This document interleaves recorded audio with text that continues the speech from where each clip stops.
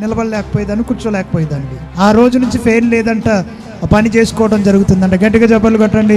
వీళ్ళు మరి ఒక శుక్రవారం రోజు మరి ప్రత్యేకంగా వచ్చి ప్రేయర్ చేయించుకున్నారు. కాలు నొప్పి, మరి ఇట్లా కూర్చోలేవదు, నిలవలేవదంట. ట్యాబ్లెట్లు వేసుకుంటేనే కానీ ఆ కాలు పనిచేయదంట. అటువంటిది 2 సంవత్సరాల నుంచి ట్యాబ్లెట్లు వాడుతూనే ఉంది. నొప్పుల ట్యాబ్లెట్లు వాడితే ఎంత డేంజర్ కదా శరీరానికి. అలాంటి నొప్పుల ట్యాబ్లెట్లు వేసుకుంటూ మరి పనికి వెళ్తుందంట. అటువంటి స్థితిలో మరి వీళ్ళకి ప్రేయర్ చేయించుకోవడానికి వచ్చి వీళ్ళు ప్రత్యేకంగా మరి ప్రార్థన చేయించుకున్నారు.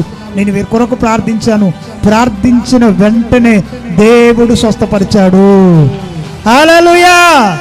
నేను ఆ రోజు అడిగాను, నొప్పి ఎట్లుందమ్మా వంగి చూడమంటే నాకు నొప్పి లేదని చెప్పింది. ఆ రోజు నుంచి దాదాపుగా 2-3 నెలలు అవుతుంది. మరి సంపూర్ణంగా నొప్పి లేదంట. ఇవాళ వచ్చి సాక్ష్యం ఇస్తున్నారు. గట్టిగా చప్పట్లు కొట్టండి. హల్లెలూయా. మరి వీరికి అద్భుతం చేసిన యేసయ్యకే మహిమ కలుగును గాక.